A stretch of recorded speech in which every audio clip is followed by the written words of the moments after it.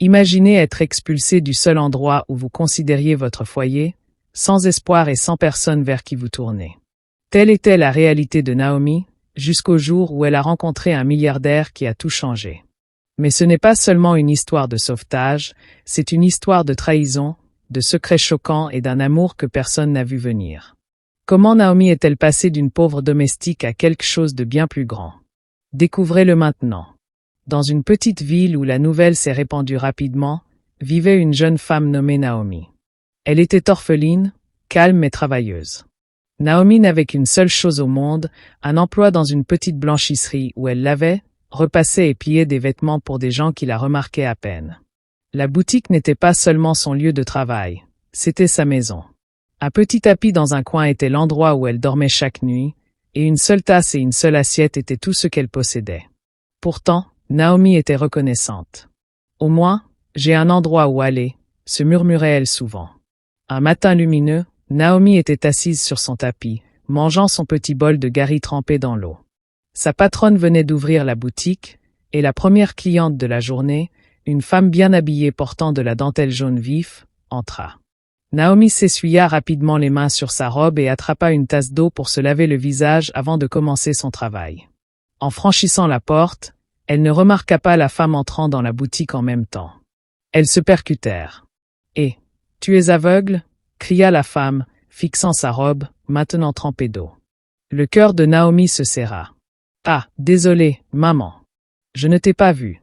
S'il te plaît, maman, laisse-moi la nettoyer. » Elle tendit la main pour toucher le tissu. « Ne me touche pas !» s'exclama la femme en reculant. « Tu sais combien cette robe est chère, toi, cette fille sale. » Naomi baissa la tête. « Je suis vraiment désolée, maman. C'était une erreur. »« Une erreur ?» aboya la femme. Sa voix était tranchante, coupant l'air matinal. « C'est comme ça que vous travaillez ici? Pas de bonne manière, pas de formation. » Avant que Naomi ne puisse dire un mot de plus, la femme la dépassa en trombe et entra dans le petit bureau où était assis le patron de Naomi. Naomi se tenait figée, les mains tremblantes. Elle pouvait entendre la voix en colère de la femme. « Virez-la !» cria la femme. « Si c'est le genre de personne que vous employez, je vais faire affaire ailleurs. Je ne peux pas supporter une telle négligence. » Le patron de Naomi, un homme chauve aux yeux fatigués, essaya de la calmer. « Madame, s'il vous plaît. Ce n'est pas si grave. C'est une bonne travailleuse. »« Je m'en fiche, » cria la femme. « Si vous ne la virez pas, j'en ai fini avec votre boutique. Et n'oubliez pas, mon fiancé est l'un de vos plus gros clients. » Le patron soupira lourdement. Il sortit du bureau et appela Naomi. Elle s'avança, son cœur battant comme s'il allait sortir de sa poitrine. « Moi, Naomi, » dit-il doucement, évitant son regard. « Moi, je ne sais pas comment dire ça. S'il vous plaît, monsieur, je ne voulais pas, Naomi. » Il l'interrompit. « Moi, vous avez été une bonne travailleuse, mais je ne peux pas me permettre de perdre une cliente comme elle. Je suis désolé, mais vous allez devoir partir. » Naomi tomba à genoux. « Moi, monsieur. S'il vous plaît, ne faites pas ça. Je n'ai nulle part où aller. C'est ici que je vis, où je mange. S'il vous plaît, monsieur, ne me renvoyez pas. » Son patron la regarda avec pitié, mais il secoua la tête. « Moi, Naomi, je suis désolé. J'ai les mains liées. » La femme bien habillée se tenait sur le pas de la porte, souriant. « Moi, cela t'apprendra à faire attention où tu vas, » dit-elle avant de partir d'un grand cri. Naomi s'assit par terre, des larmes coulant sur son visage. Son monde venait de s'écrouler. Où irait-elle? Comment survivrait-elle? La journée ne faisait que commencer, mais pour Naomi, elle semblait déjà être la fin. Naomi était assise sur le sol de la laverie, la tête enfouie dans ses mains. Les larmes ne cessaient de couler. Elle leva les yeux vers son patron une dernière fois. « Moi, monsieur, s'il vous plaît. Je n'ai nulle part où aller. Je vais travailler plus dur. Je me réveillerai plus tôt. S'il vous plaît, ne m'envoyez pas ailleurs, » supplia Naomi, la voix tremblante. Son patron soupira profondément, se frottant le front. « Moi, Naomi, ce n'est pas une question de ton dur labeur. Tu sais que je t'apprécie, mais cette femme est ma meilleure cliente. Si je la perds, cela affectera mon entreprise. Je suis désolé. Tu dois partir. »« Moi, mais où irai-je » cria Naomi. « Moi, c'est le seul endroit que j'ai. Comment vais-je manger? S'il vous plaît, monsieur, ayez pitié de moi. Moi, Naomi, dit-il, évitant ses yeux larmoyants. J'ai déjà pris ma décision. Tu ne peux plus rester ici. Fais juste tes bagages. Naomi avait l'impression que son monde s'écroulait. Elle regarda autour d'elle dans la petite boutique où elle avait passé les 2 dernières années. Ce n'était pas grand-chose, mais cela avait été sa maison. Elle n'avait pas de famille, pas d'amis, et pas d'argent. Ce soir-là, avec rien d'autre qu'un petit sac de ses vêtements, Naomi marchait sans but dans les rues. Le soleil s'était couché, et la ville était calme à l'exception du bruit occasionnel des voitures qui passaient. Elle se sentait invisible, comme si le monde avait oublié qu'elle existait. En se promenant, elle vit un bâtiment inachevé. Les murs étaient hauts, mais il n'y avait pas encore de porte ni de fenêtre. Elle jeta un coup d'œil à l'intérieur et vit une surface plate de blocs de ciment.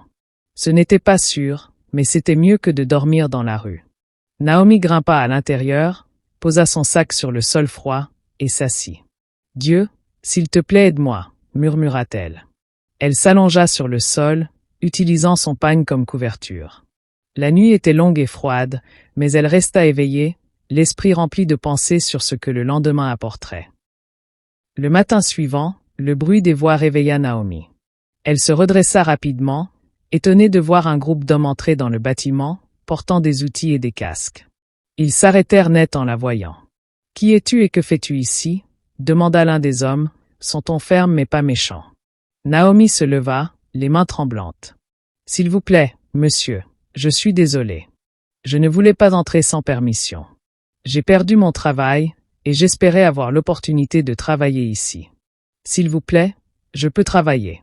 Laissez-moi aider à la construction. Je ferai n'importe quoi. » Les hommes échangèrent des regards, certains secouant la tête. « Ce n'est pas un travail pour les femmes, » dit l'un d'eux. « C'est un travail dur, soulever de lourds blocs, mélanger du ciment. Es-tu sûr de pouvoir le faire? » « Je peux le faire, monsieur, » dit Naomi, sa voix ferme. « Je suis forte. S'il vous plaît, donnez-moi juste une chance. » Les hommes hésitèrent, chuchotant entre eux. Finalement, l'un d'eux dit, « Tu dois parler au patron. Il sera ici bientôt. » Naomi hocha la tête. « Merci, monsieur. J'attendrai. » Elle s'assit tranquillement dans un coin du bâtiment, regardant les ouvriers commencer leurs tâches. L'odeur de ciment remplissait l'air, et le bruit des marteaux résonnait autour d'elle. Naomi sentit une petite lueur d'espoir. Après environ 1 heure, un homme grand, vêtu d'une chemise blanche et de bottes de sécurité, entra dans le bâtiment. Son visage était strict, et il ressemblait à quelqu'un qui ne tolérait pas les absurdités. Les ouvriers se rassemblèrent rapidement autour de lui, expliquant la situation de Naomi. L'homme s'approcha de Naomi, ses yeux la scrutant de la tête aux pieds. « Alors, tu veux travailler ici ?» demanda-t-il, sa voix profonde. « Oui, monsieur, » dit Naomi, se tenant droite. « Je n'ai nulle part où aller, et j'ai besoin de survivre. Je ferai de mon mieux. » L'homme haussa un sourcil. « Ce n'est pas un endroit pour jouer. Si tu ne peux pas le supporter, tu partiras. Comprends-tu? » « Oui, monsieur. Je comprends. »« D'accord, » dit-il après une longue pause. « Tu peux commencer demain. » Le visage de Naomi s'illumina. « Merci, monsieur. Que Dieu vous bénisse, monsieur. » Alors que les ouvriers retournaient à leurs tâches, Naomi s'assit dans un coin, les larmes coulant sur son visage. Cette fois, ce n'était pas de tristesse, mais d'une lueur d'espoir. Le matin suivant, Naomi commença son premier jour sur le chantier. Le soleil était chaud, et le travail était plus dur que ce à quoi elle s'attendait. Elle portait de lourds blocs sur sa tête, mélangeait du ciment avec du sable, et allait chercher de l'eau à un robinet à proximité. Ses bras lui faisaient mal, et ses jambes se sentaient faibles, mais elle ne s'arrêta pas. Les ouvriers la regardaient avec surprise. « Ah, cette fille est vraiment forte, » dit l'un d'eux. Un autre ria. « Honnêtement, elle travaille même mieux que certains des garçons ici. » Naomi ignora leurs commentaires et continua à travailler. Elle savait qu'elle n'avait pas le choix. C'était sa deuxième chance, et elle ne pouvait pas se permettre de la gâcher.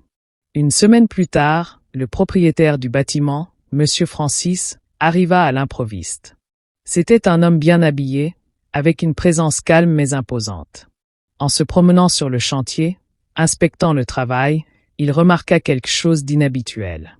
Dans un coin du site, une jeune fille portait de lourds blocs sur sa tête.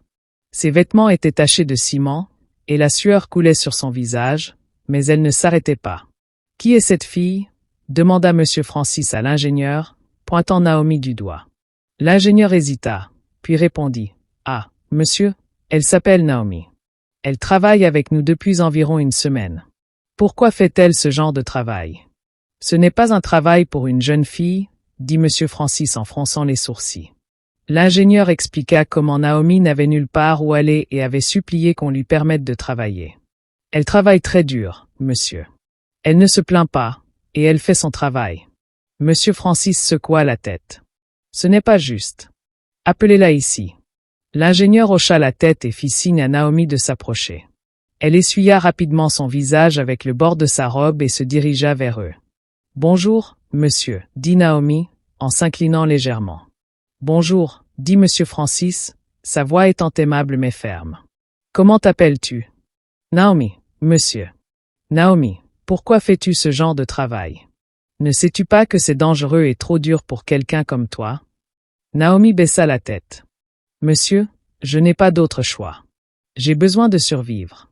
S'il vous plaît, monsieur, ne me renvoyez pas. Je ferai n'importe quoi pour garder ce travail. » Monsieur Francis soupira profondément. « Ce n'est pas le genre de vie qu'une jeune fille comme toi devrait vivre. Tu ne peux pas continuer ici. Je vais parler à l'ingénieur. Tu dois arrêter ce travail. » Le cœur de Naomi se serra. Elle ouvrit la bouche pour parler, mais aucun mot ne sortit. Les larmes lui remplirent les yeux alors qu'elle regardait M. Francis, espérant qu'il changerait d'avis. Le soleil se couchait lorsque l'ingénieur appela Naomi à part. Son visage semblait lourd, et le cœur de Naomi se serra même avant qu'il ne parle. « Naomi, commença-t-il lentement, M. Francis a dit que tu ne peux pas continuer à travailler ici. Il a dit que c'est pour ton propre bien. Tu es trop jeune pour porter ce genre de charge. » La poitrine de Naomi se serra. « Monsieur, s'il vous plaît, je n'ai nulle part où aller. Je travaillerai plus dur, je vous le promets. Je ne me dérange même pas de dormir ici. » L'ingénieur secoua la tête. « Ce n'est pas ma décision. Tu dois partir. Je suis désolé. Tu sais ce qu'on dit ? Chaque déception est une bénédiction. Je crois que Dieu t'accordera une meilleure opportunité. » Les larmes coulaient des yeux de Naomi alors qu'elle emballait ses quelques affaires et déménageait dans un autre bâtiment inachevé. Cette nuit-là, alors qu'elle était allongée sur le sol en ciment froid, Naomi se sentit plus seule que jamais. Elle se serra dans ses bras, frissonnant dans l'air nocturne. « Dieu, pourquoi moi ?» murmura-t-elle, la voix tremblante. « Que ai-je fait pour mériter ça ?» Mais aucune réponse ne vint. Pendant ce temps, M. Francis se rendit à la blanchisserie pour récupérer ses vêtements fraîchement lavés. Le propriétaire le salua chaleureusement. « Bonsoir, monsieur.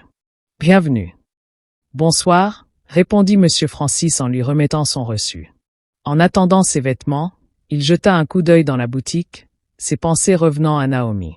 Quelque chose en elle lui était resté, et il ne pouvait se défaire du sentiment qu'elle avait besoin d'aide. « Excusez-moi, » dit-il au propriétaire. « Connaissez-vous une fille nommée Naomi ? Elle travaillait ici. » L'expression joyeuse du propriétaire s'estompa. « Naomi ? Elle a eu un problème avec l'un de nos clients. La femme n'était pas contente et a exigé que je la vire. C'est votre fiancée, Chini, qui a dit qu'elle devait partir. » Monsieur Francis cligna des yeux de surprise. « Chini ? Vous êtes sûr ? » « Oui, monsieur. » Elle était très en colère parce que Naomi avait renversé de l'eau sur ses vêtements. Elle a même menacé d'arrêter d'apporter son linge ici si je ne renvoyais pas la fille. Francis resta silencieux un moment. « Savez-vous où se trouve Naomi maintenant ?» Oh, le propriétaire secoua la tête. « Aucune idée, monsieur. Elle est partie comme ça. Je ne pense pas qu'elle ait pu aller ailleurs. » Francis remercia le propriétaire et récupéra ses vêtements, mais son esprit était troublé. Pourquoi Chini irait-il jusqu'à faire virer une fille pour une si petite chose? Et où était Naomi maintenant? En rentrant chez lui ce soir-là, Francis ne put s'empêcher de ressentir un profond sentiment de culpabilité. Il savait qu'il devait retrouver Naomi, peu importe le temps que cela prendrait. Quelques jours plus tard, Naomi marchait le long de la route, ses pantoufles protégeant à peine ses pieds du sol accidenté. Elle enroula ses bras autour d'elle, espérant trouver un peu de chaleur. La route était calme, à l'exception d'une voiture qui passait à toute vitesse de temps en temps. Soudain, des phares brillants éclairèrent le chemin devant elle, et un SUV noir ralentit à côté d'elle. La vitre s'abaissa et une voix familière l'appela. Naomi. Elle se figea, s'efforçant de voir qui c'était. C'était Monsieur Francis. Monsieur? La voix de Naomi tremblait, incertaine de savoir si elle devait courir ou rester. Que fais-tu ici à cette heure de la nuit?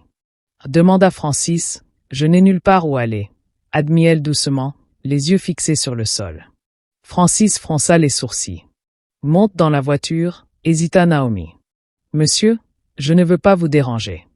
Vous ne me dérangez pas. Je ne peux pas vous laisser ici comme ça. S'il vous plaît, entrez. Après un moment, Naomi monta dans la voiture. Pendant qu'il roulait, Francis lui posa des questions sur sa vie. Elle lui raconta le travail de blanchisserie, le bâtiment inachevé et comment elle avait essayé de survivre. Francis soupira profondément. Tu es trop jeune pour traverser tout ça. Tu viendras chez moi. Je te trouverai du travail là-bas. Les yeux de Naomi s'écarquillèrent. Ta maison. Mais monsieur, Pas de mais, interrompit Francis.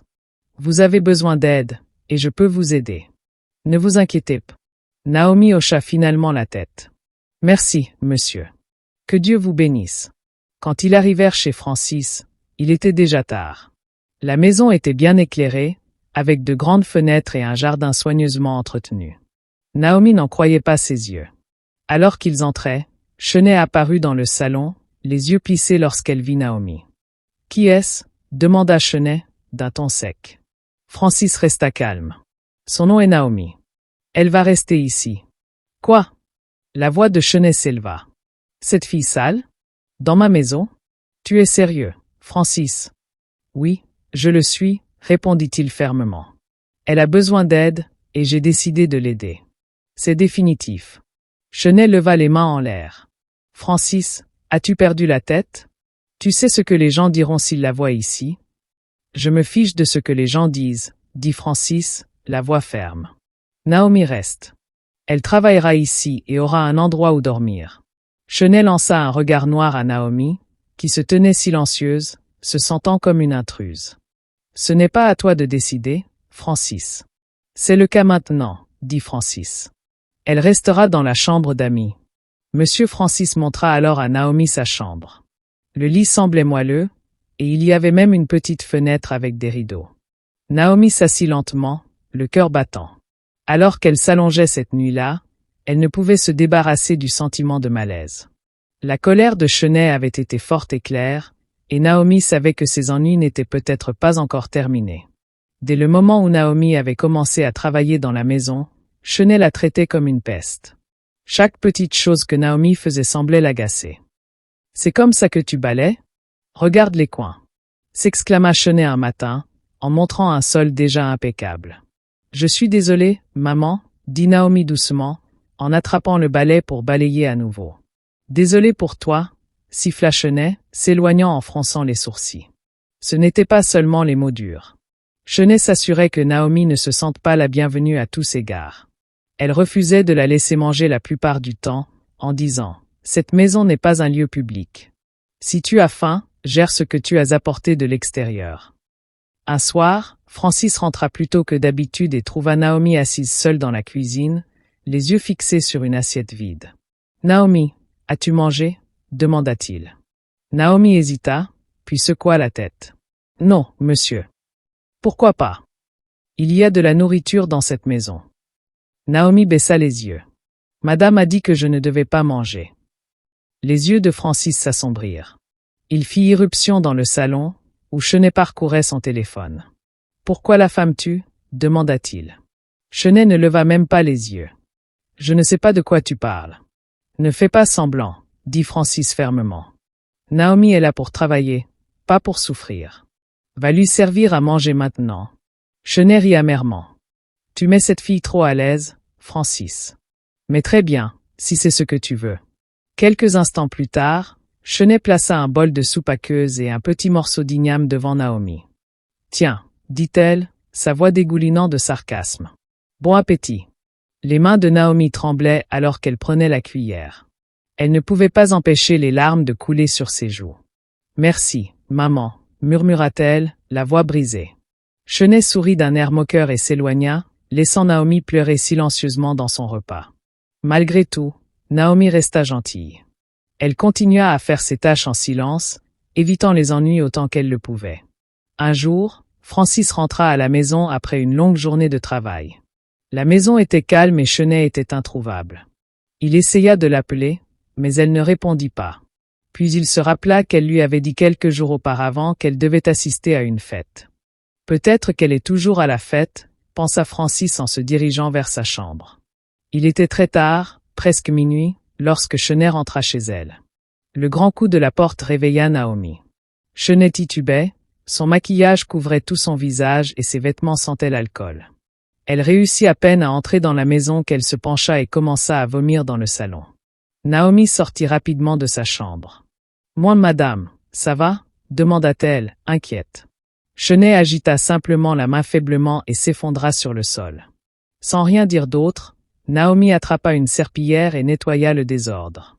Puis elle aida Chenet à se relever. « Laissez-moi vous emmener au lit, madame », dit doucement Naomi, même si ce n'était pas facile de porter Chenet, qui s'appuyait si lourdement sur elle. Naomi finit par la faire monter au lit et remarqua que quelque chose n'allait pas. Le corps de Chenet était très chaud. « Ah, elle a de la fièvre », murmura Naomi. Elle se rendit rapidement dans la cuisine, apporta un bol d'eau froide et commença à tamponner le front de Chenet avec un chiffon. Après un certain temps, Chenet se réveilla, mais au lieu de remercier Naomi, elle la regarda avec colère. « Que faites-vous?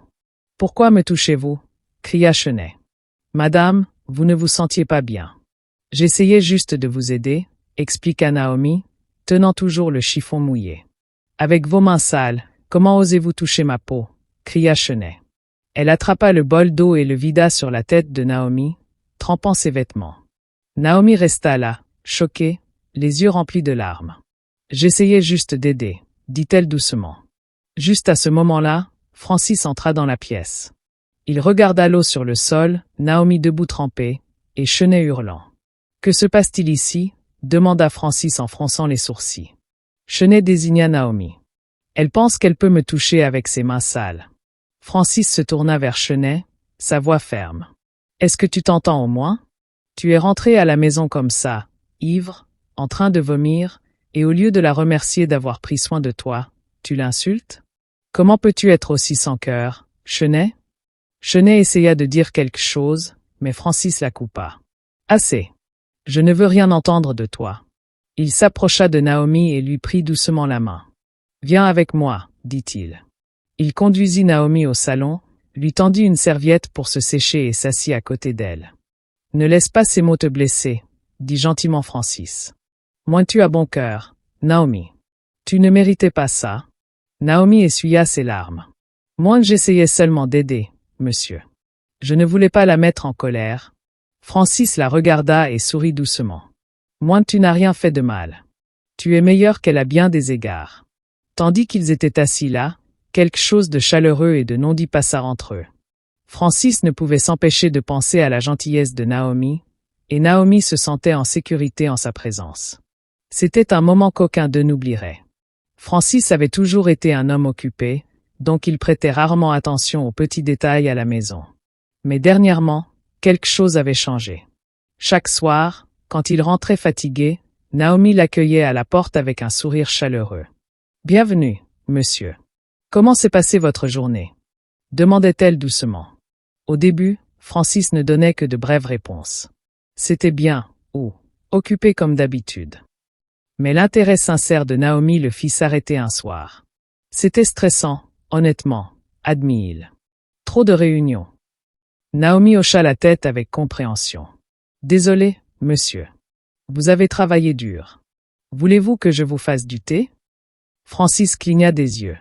C'était un geste si simple, mais qui le toucha profondément. Oui, s'il vous plaît. Ce serait bien.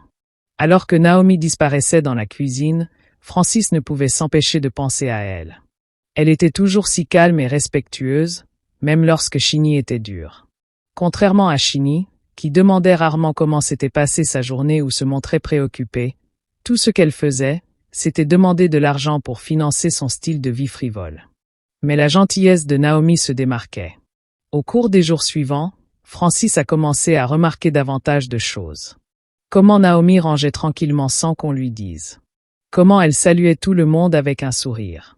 Comment elle semblait porter une légèreté qui rendait la maison plus chaleureuse, même avec les grognements constants de Chini.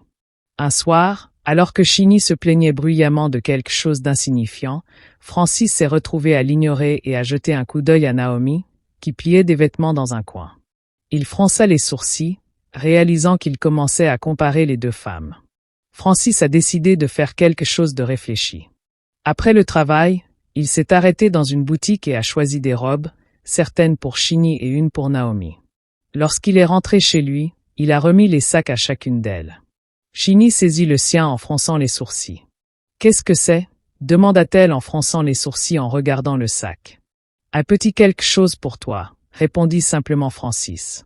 Chini regarda à peine la robe avant de la jeter sur le canapé. « Merci, je suppose. » Naomi, d'un autre côté, fixait le sac avec incrédulité. « Pour moi, monsieur. »« Oui, Naomi. »« Ouvre-le, » encouragea Francis.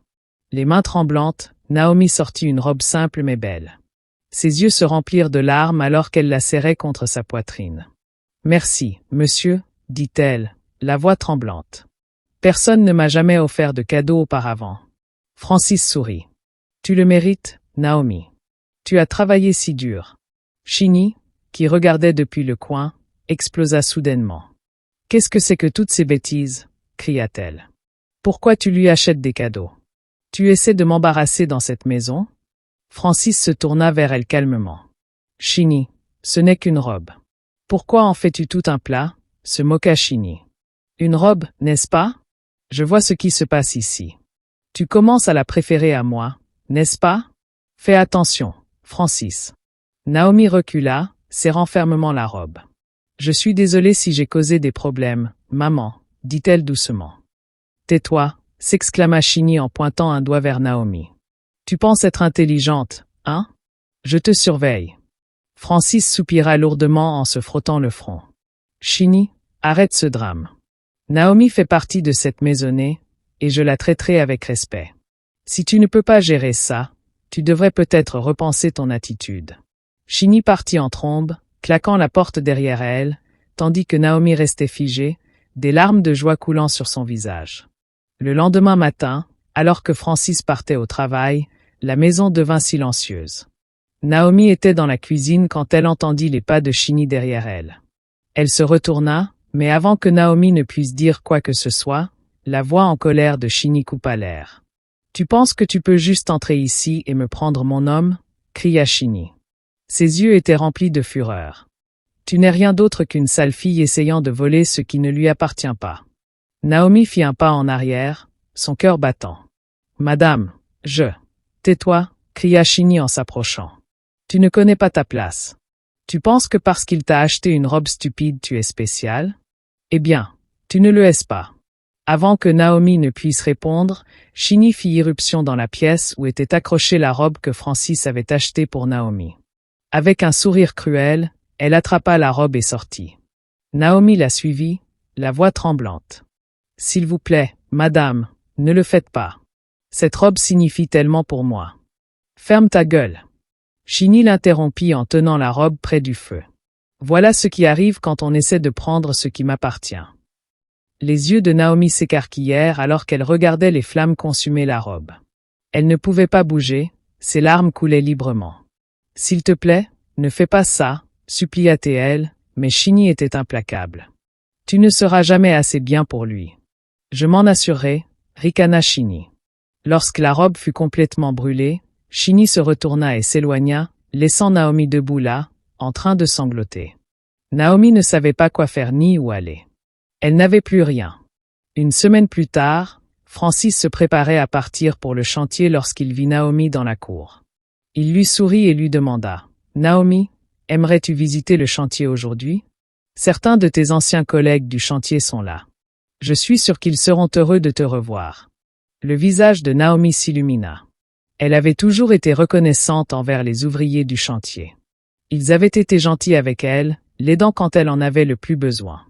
Les revoir serait une excellente façon de lui montrer sa reconnaissance. « Oui, monsieur, » J'adorerais, répondit Naomi, le cœur battant d'excitation.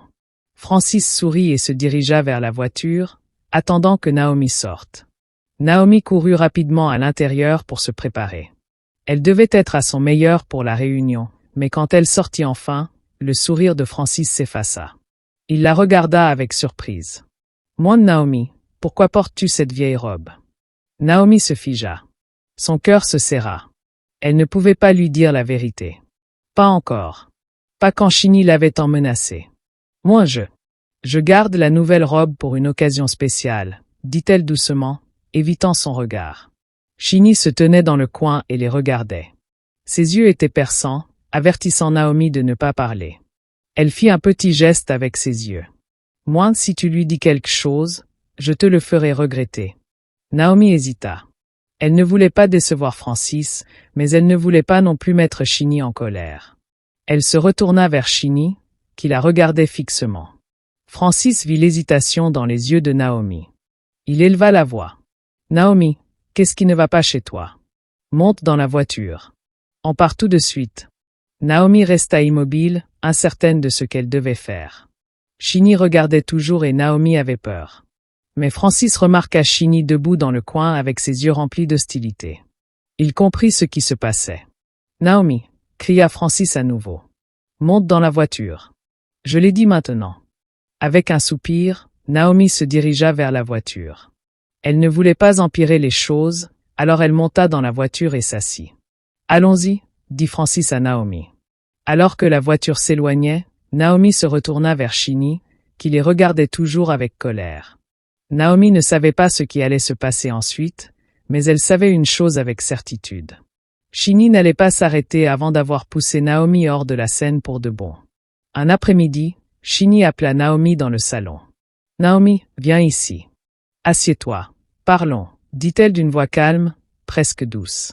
Naomi était surprise. Chini ne l'avait jamais laissée s'asseoir sur le canapé auparavant. Elle hésita un instant, puis s'approcha et s'assit avec précaution.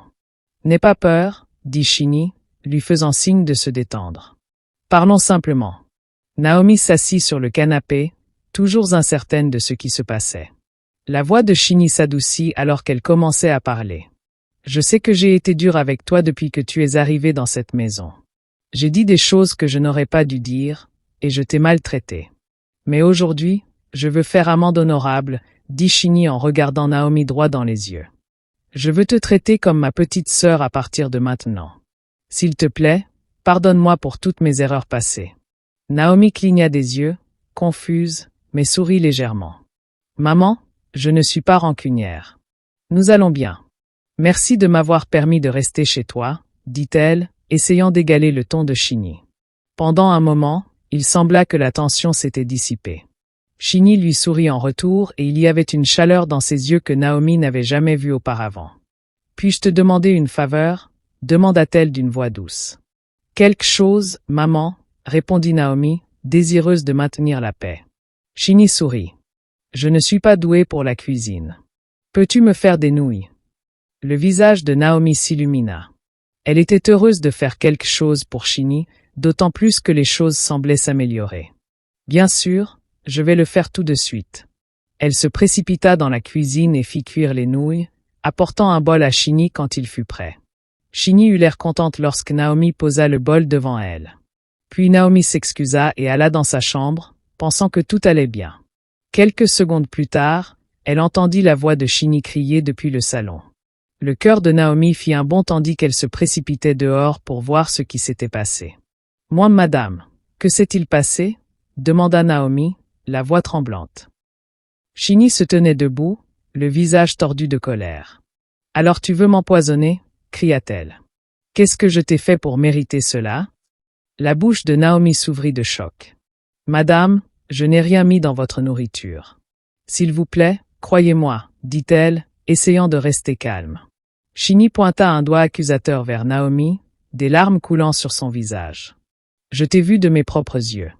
Tu as mis quelque chose dans ma nourriture. Cette fille méchante veut prendre ma vie. » Elle cria, regardant Francis alors qu'il entrait dans la pièce. Francis était confus, regardant entre les deux femmes. « Que se passe-t-il ici ?» demanda-t-il, sa voix tendue. Shinny pleurait plus fort, pointant Naomi. Regarde-la. C'est elle. Elle gémissait presque. Naomi avança, essayant de s'expliquer. Madame, je jure, je n'ai rien mis dans votre nourriture. Je voulais juste aider. Mais Shinny n'écoutait pas. Elle continuait à crier, les yeux grands ouverts de peur feinte. Elle ment, Francis. Elle a empoisonné ma nourriture. Naomi, désespérée de prouver son innocence, n'en pouvait plus.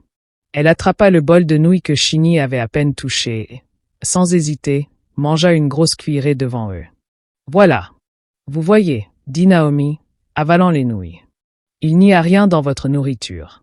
Je ne vous ai pas empoisonné. Mais avant qu'elle ne puisse finir de parler, Naomi ressentit une douleur aiguë dans son estomac. Elle se plia en deux, agrippant son ventre alors que la pièce tournait autour d'elle. Naomi, cria Francis, se précipitant vers elle alors qu'elle tombait à genoux, haletant. Que se passe-t-il? Es-tu d'accord? Naomi cria de douleur, sa vision se brouillant.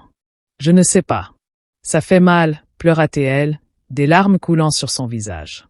Shinny se tenait à côté, regardant Naomi en silence. Puis un sourire diabolique apparut sur son visage et elle commença à rire.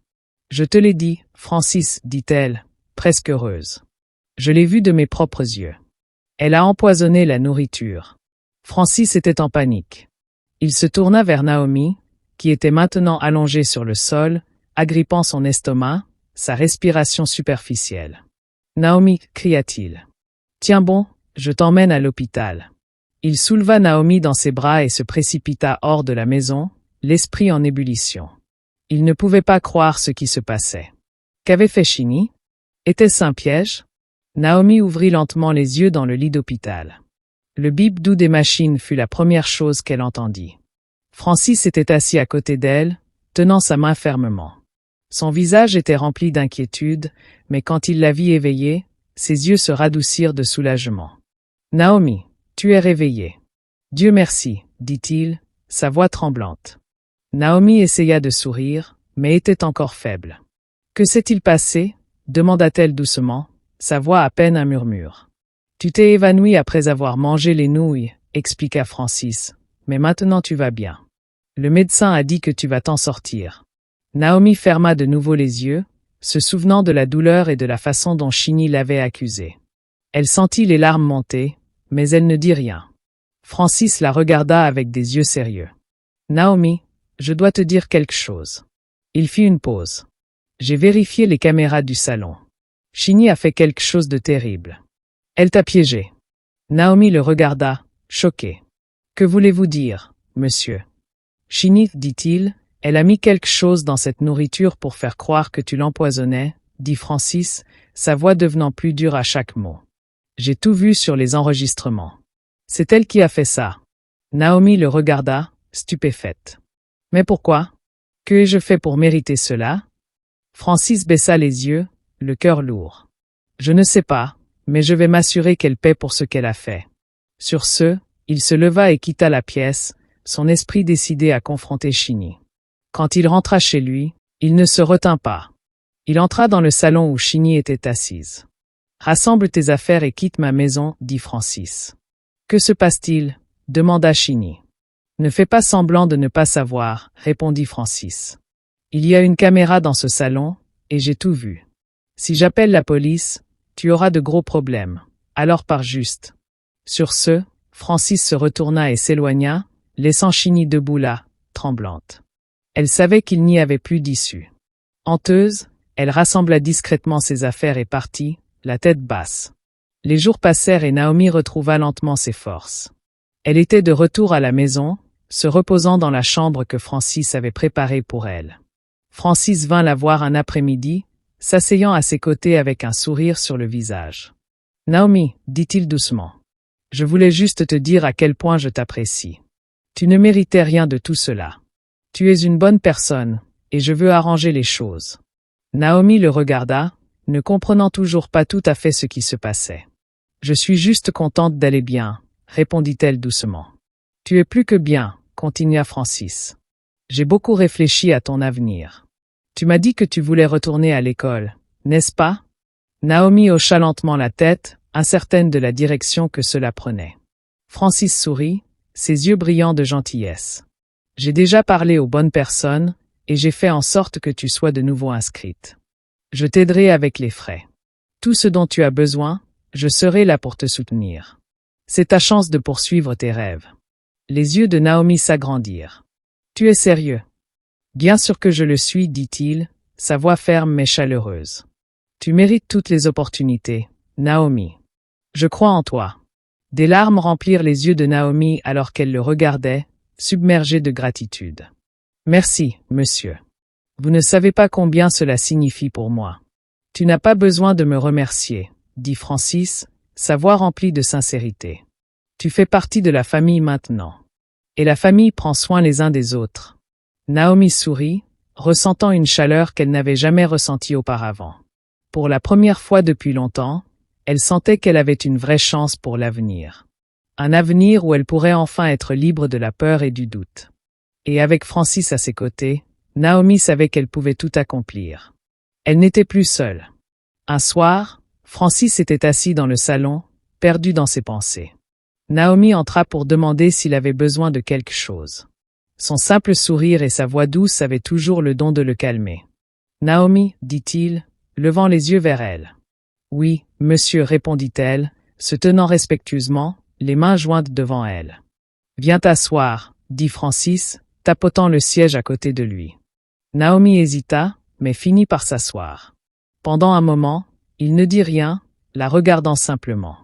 Puis il parla, sa voix douce mais ferme. « Naomi, tu as traversé tant de choses, et pourtant tu es toujours gentille. Tu ne te plains jamais. Ton humilité, ta force, ça m'émerveille. » Naomi cligna des yeux, surprise. « Monsieur, je fais juste de mon mieux. »« Non, c'est plus que cela, » dit Francis, ses yeux rencontrant les siens. « Tu as changé ma vie de manière que je n'avais pas prévue. Et je pense que je suis tombé amoureux de toi. » Les yeux de Naomi s'agrandirent.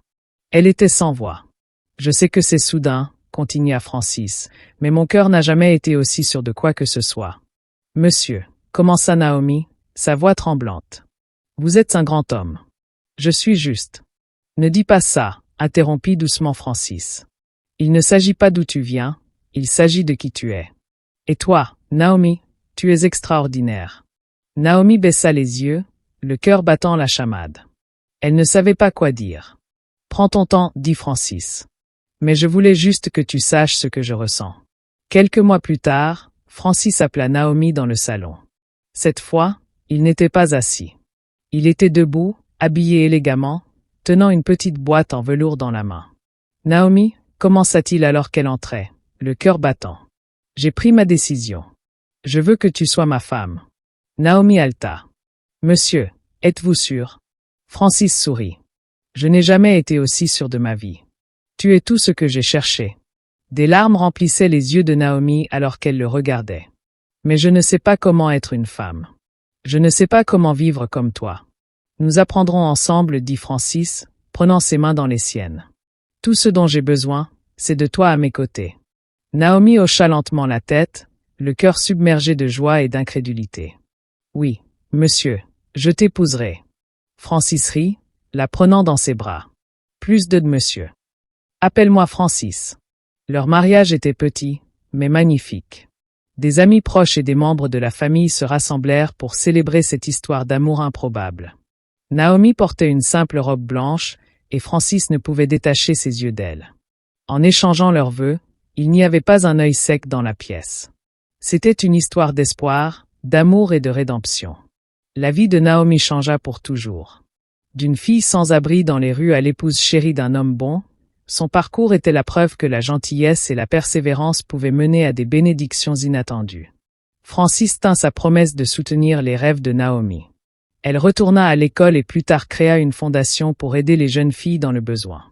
Cette histoire nous enseigne que la vie peut prendre des tournants inattendus, et peu importe à quel point les choses deviennent difficiles, la gentillesse, l'humilité et la persévérance brilleront toujours. Elle nous rappelle de ne jamais juger les gens par leur situation, mais par la bonté de leur cœur.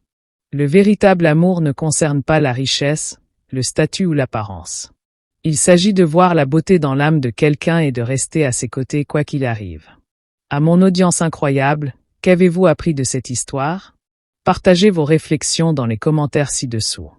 J'aimerais entendre vos avis. Si vous avez apprécié cette histoire, merci de lui donner un pouce en l'air pour me le faire savoir. Et n'oubliez pas de vous abonner à ma chaîne pour ne pas manquer la prochaine histoire intéressante. Merci beaucoup d'avoir regardé, et à bientôt pour ma prochaine histoire.